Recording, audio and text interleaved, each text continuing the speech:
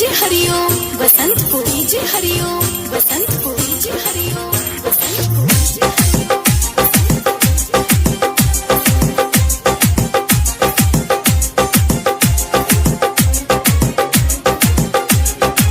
सुन सुन रे यार एगो बात कही आज अपन दुख हम सुनाइले। मौगी बेलना से मारे ले जब हम ना कमाइले। मौगी बेलना से मारे ले। सुन सुन रे यार एगो बात कही आज अपन दुख हम सुनाइले। मौगी बेलना से मारे ले जब हम ना कमाइले। मौगी बेलना से मारे ले। रे सासू में मरले बिया का रे?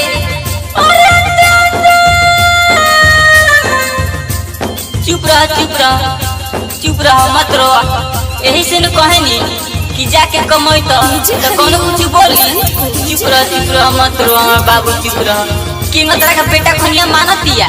चुप रह बाबू चुप रह।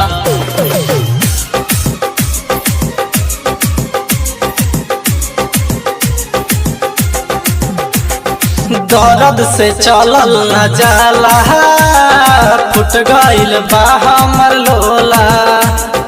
कैसे के रही हम घरवा मन करे खाली जहरवा। ओकर चलते घरवा से भागिले।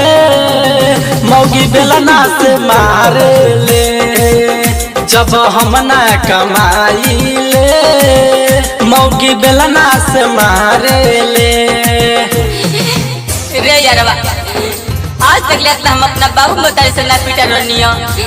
इतना मार मरले बिया रे।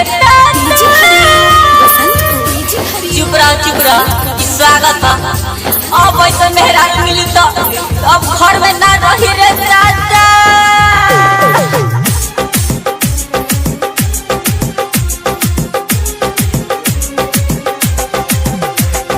राइटर रविंदर यारवा करिए तू जानी बियाहवा।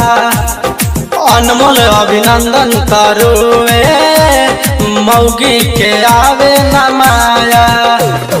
अब कहाँ जाई ना चिखावे मिठाई सचिन सुखले सुतावे ले। मौगी बेलना से मारे ले जब नाही कमाइले।